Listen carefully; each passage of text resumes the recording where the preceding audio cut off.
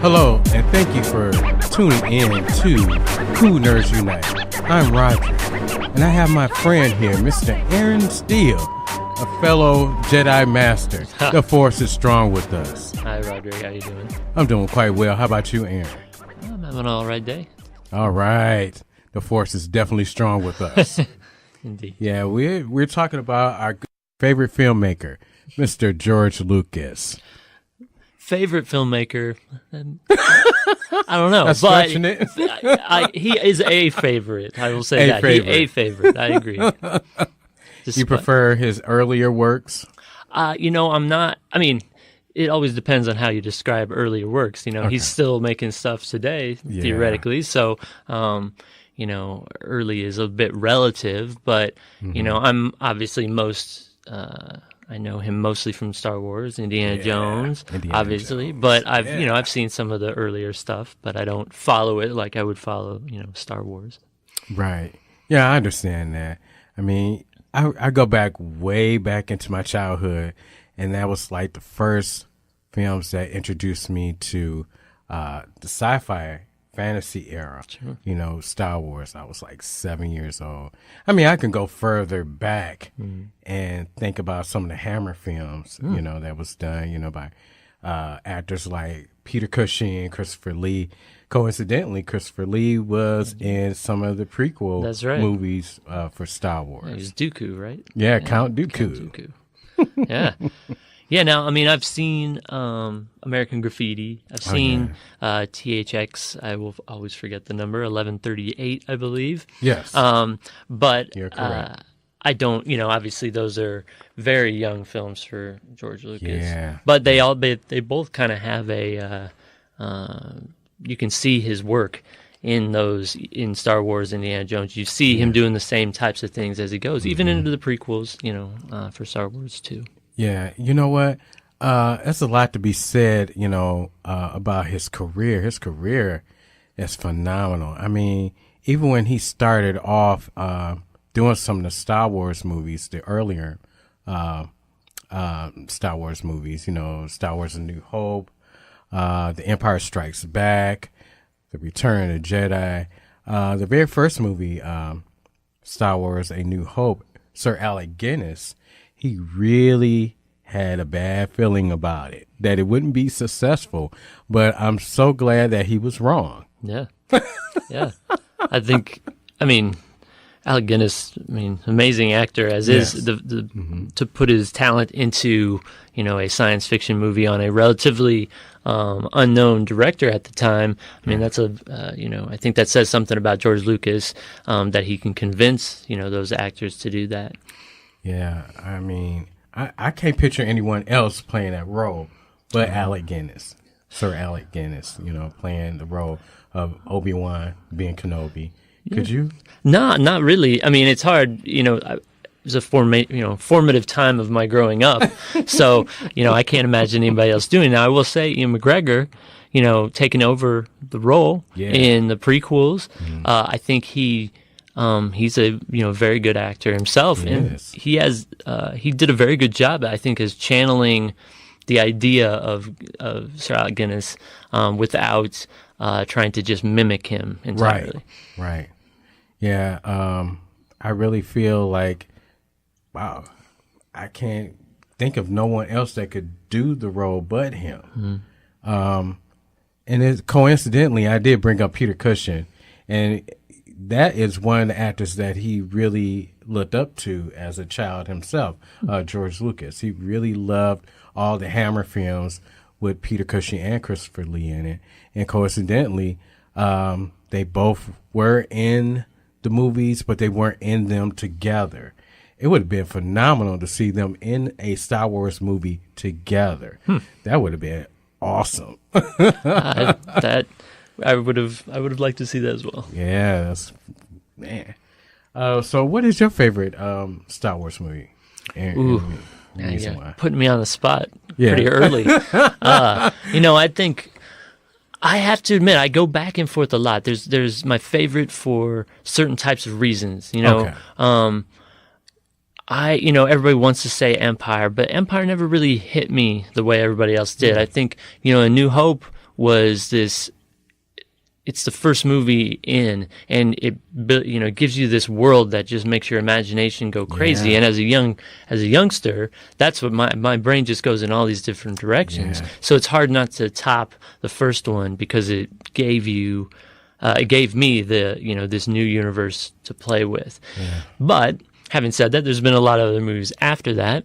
I think the one that I keep going back to more and more and more is Rogue One.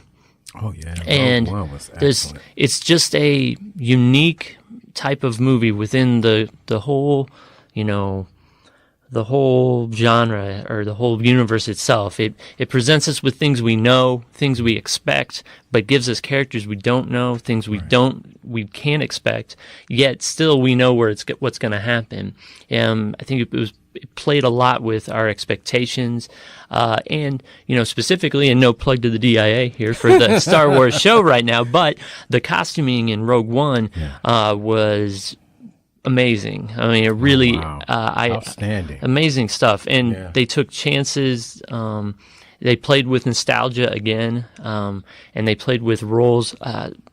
But the costuming is something that really grabbed me from, the Krennic character, the white, stark white and the black stormtroopers that were in that, to the very smuggler-looking type of rebels wearing, all sorts of different, combinations of clothing from different parts of our known Star Wars universe. It was pretty impressive. It was very impressive.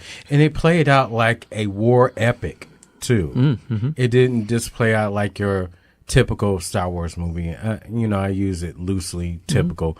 But it also, gave us backstories of characters that was little known to me, in the Star Wars universe.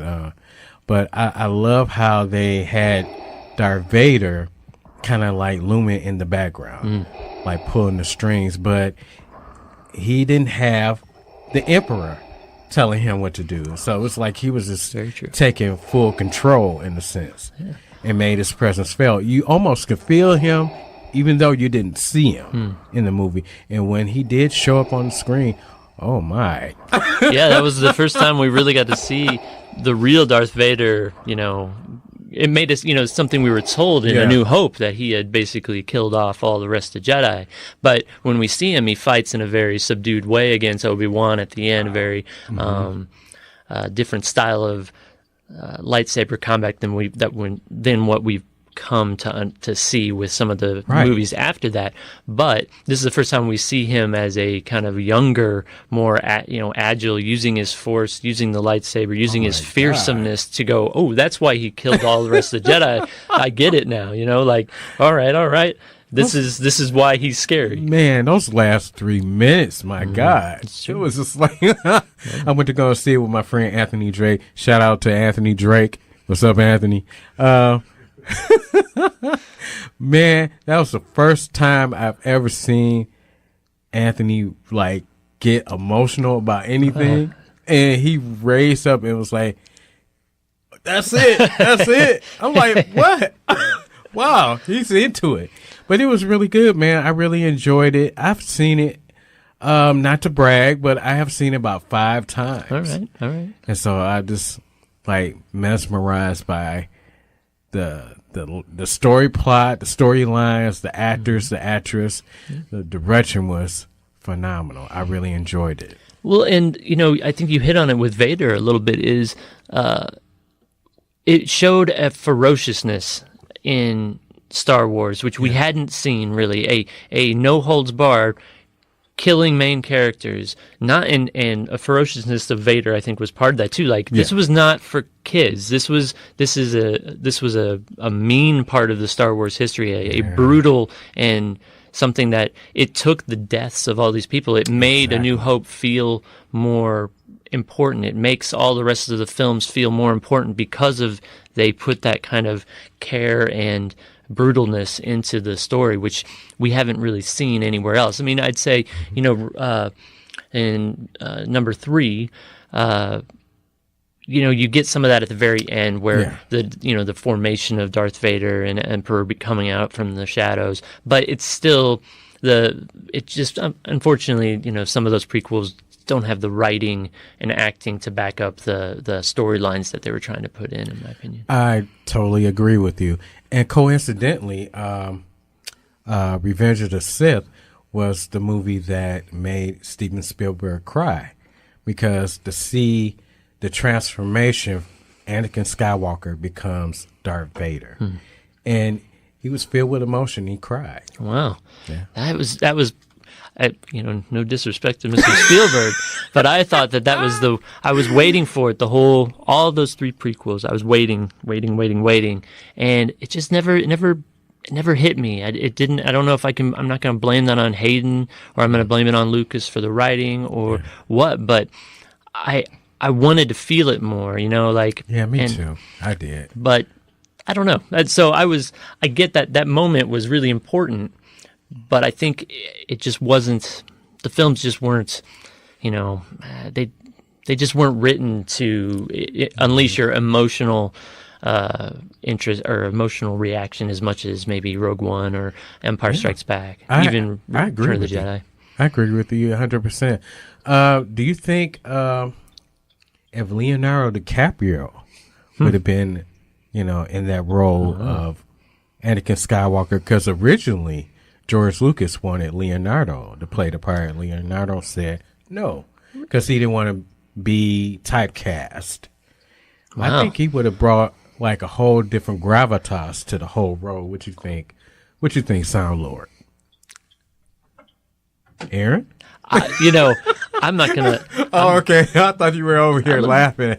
I think that Hayden was an interesting choice. I don't think he's a bad actor overall, but I think he was given a role that I don't think he recognized what it was going to be, and I think that even Lucas didn't realize how much he needed to write for a new young actor like that to get the most out of him. It wasn't just the story being told. We needed to feel it as it went, and he invested a lot in Hayden, and I just think Hayden needed maybe another 5 years to grow that part.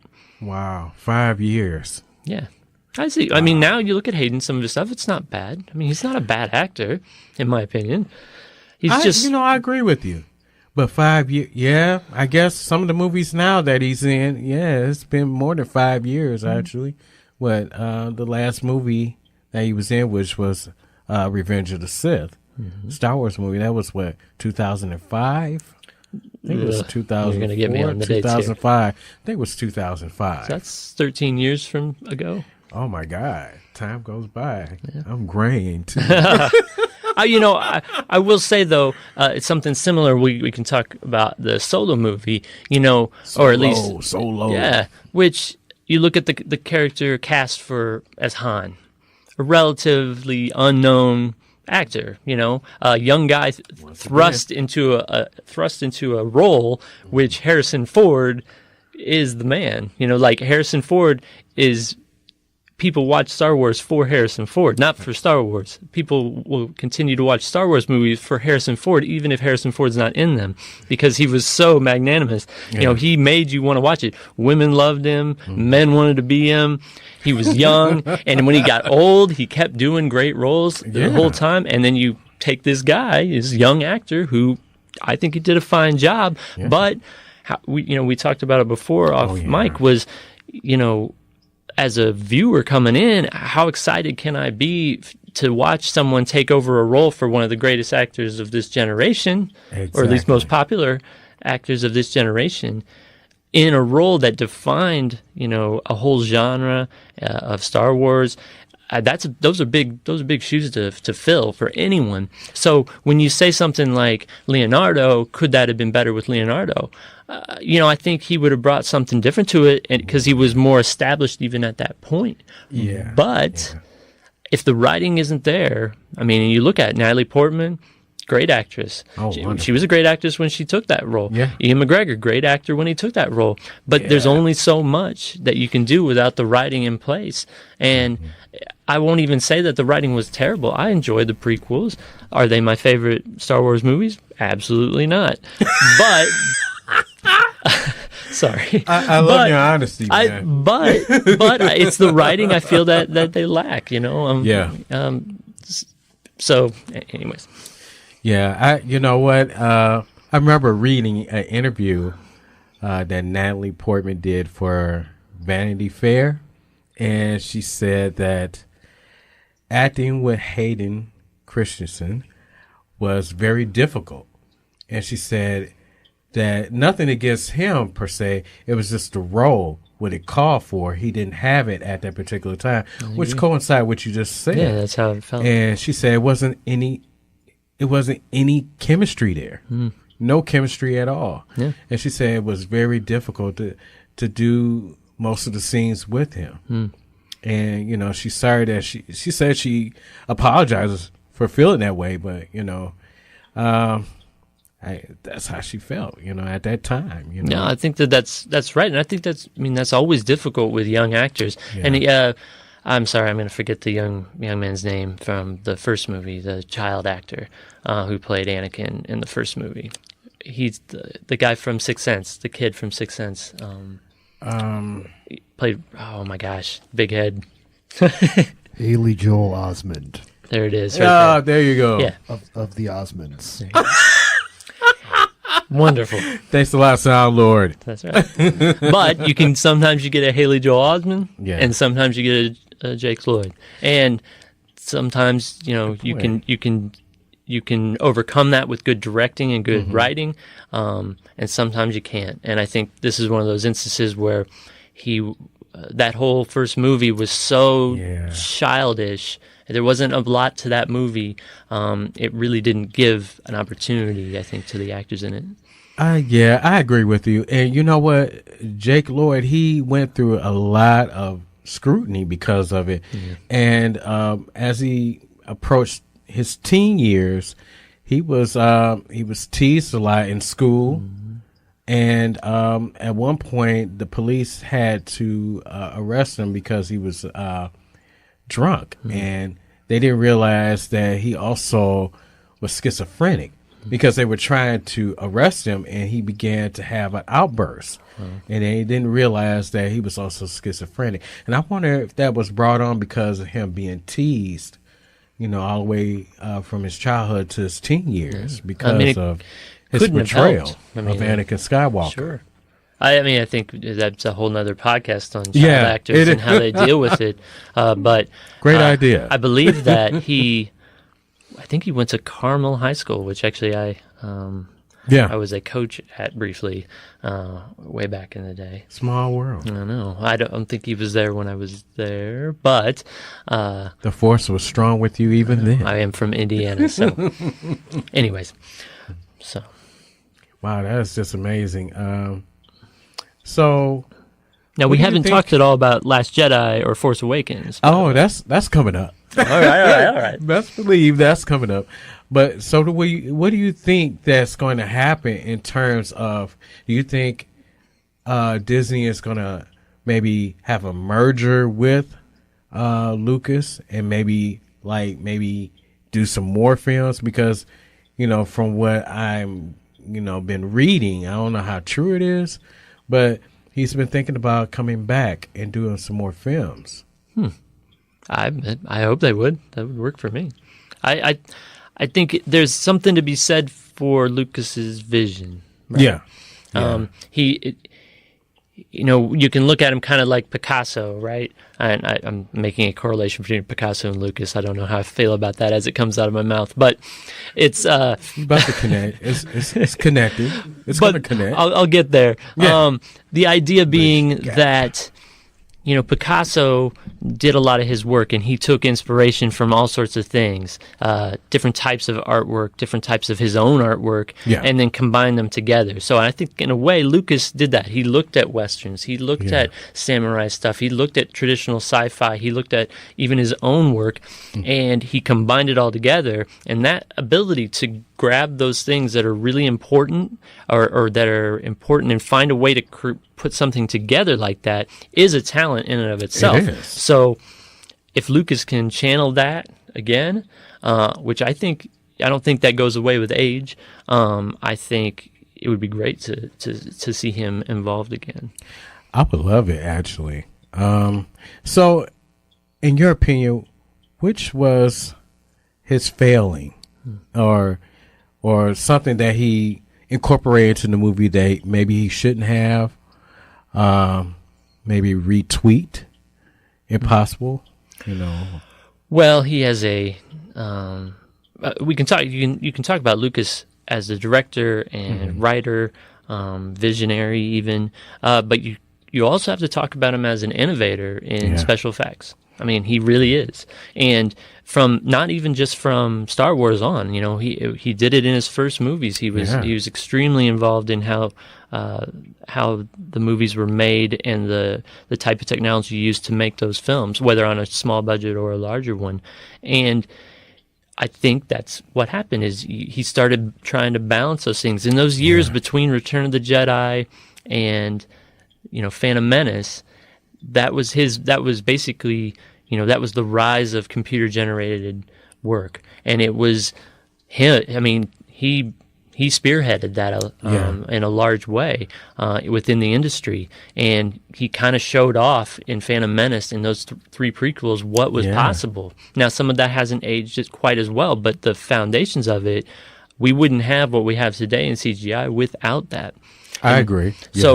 So what he did to push technology forward in those years, and even in Phantom Menace and the prequels, it's like he took a step back from the story to highlight those other things which had gained so much more notoriety post Return of the Jedi, and that was what he was on. Because the first thing we saw in 96 or 95, I can't remember, maybe 97, was the re-release of the first three in the theaters, where he had remastered them, and we added in Jabba the Hutt and a really poor CGI. But then you see other parts in that remastering, like the X-Wing scenes in space, which are awesome and amazing use of CGI. That was at the time. So he was already in that mood of, I'm going to redo this, I'm going to remake it better, I'm going to fix the things I couldn't do as good as I could when I first made it. He even did it in the remaster, I think in 2004 or 14, of the THX movie, and he remastered the chase scenes where he took out the car and inserted some CGI versions of the car, which was not very. I did not like that. So. Okay. No, I mean, I'm just being like, it was something I was like, you don't need to remaster that, man. Like, come on. For the most part, some of the movies that he remastered, which, I was kind of at a loss. Certain scenes, like, for example, in Return of the Jedi, at the end scene where you see the Force Jedi ghost there, and it's like, no. Why Hayden Christensen is there, and he's younger, and everybody else looks about the same or older, and it's like, okay, have a younger Yoda there, a younger Obi-Wan, have Ewan McGregor. It's a good question. Have Yoda with the mutton chops a little bit there. I mean, reading it, during Return of the Jedi the first time through, it all made sense. It was like I wasn't expecting to see a young Anakin, because it's what they looked like when they died. I wasn't expecting a time skip type of thing, and that's what we kind of got. But it does make me worry a little bit about the youth of Hayden Christensen there, because I believe I don't know how true this is or not, but I believe I read or heard from someone else that he put a clause in that thing that that he had to be in that remastering. Wow, I heard that and too. He had to be in the Darth Vader outfit when he gets it at the end of the Revenge of the Sith. So that's really him. Yeah, and if you look, you can see how thick the soles of his boots are in Darth Vader. When he gets up, he doesn't quite look proportional, right? Because I believe it is Hayden Christensen in there, and he fought real hard to do that. Oh my! And you know what? And I guess that would make sense that the ghost would be at that particular stage because, okay, when you talk about passing or going into a different phase in the Force, if you will, I guess that's when he did die when he was younger. I guess. I'm sure they can create any kind Skywalker of justification. Died and he. But didn't he get reborn at the end? Isn't that the whole point of the third of Return of the Jedi? Is that Luke redeems him at the end because he kills the Emperor and he becomes that Jedi for one last second before he dies? That does make a lot of sense. But he died actually twice. Well, I think regardless of it, you don't have to do that. No one was screaming for us to have a change of that part of the Return of the Jedi. No, not really. It could have stayed the same. It's the same thing like he did with those, like redoing the music scenes at the ends of those movies or in the cantina and stuff. It's like I was never upset with that part. It didn't bother me that didn't have a cool, I didn't need that to change. You took away some of the nostalgia by changing it, I know it's going to sound a little funny, but here goes. The only thing I really liked that he did, the character that he incorporated, I'm getting ready to laugh because I think it's kind of funny now I think about it, is from Star Wars A New Hope, when Han Solo is talking to Jabba the Hutt, poor CGI, we can agree on that. But to see Boba Fett, love Boba Fett, man. Any scene with Boba Fett, you gotta love. I liked him being there, even though I knew when I was watching it that it was entirely superfluous. There was no reason. It didn't have to happen at all. It's kind of like Han in that scene, with the poor CGI Jabba, where he walks around the back and he steps on his thing, and we hear like a weird noise from him stepping on his tail. It's like, I don't need that. Like, you could have cut around that. I didn't need the squeal. Like, I didn't need a humorous thing in there. Han's already funny, that he's talking to this big, worm thing. Yeah, everything doesn't need to have a punchline in it. Yeah, it was quite ridiculous. I found it to be quite ridiculous when I first saw that particular scene. I said, "Oh my God, that is just hard." I laughed. I laughed so hard my stomach was hurting.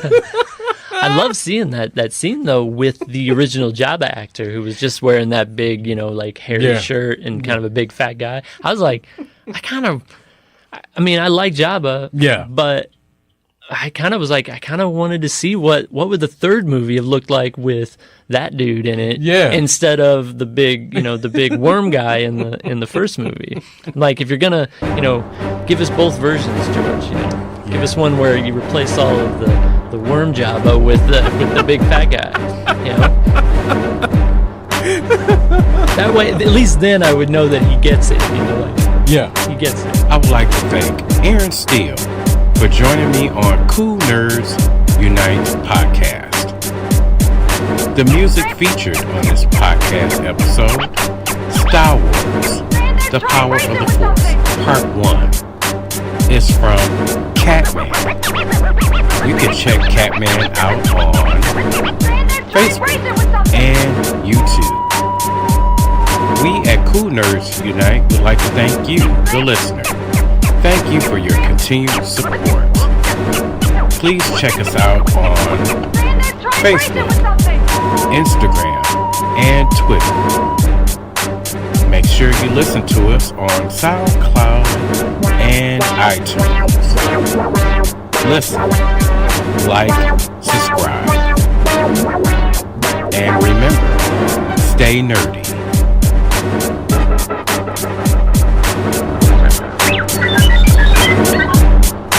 Thank goodness they haven't found them. Where could they be? Who's it calling? Oh my, I forgot.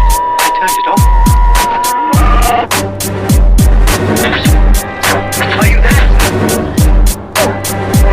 We've had some problems. Will you shove them up in the main? No, I would smash them up at the potential level, will you?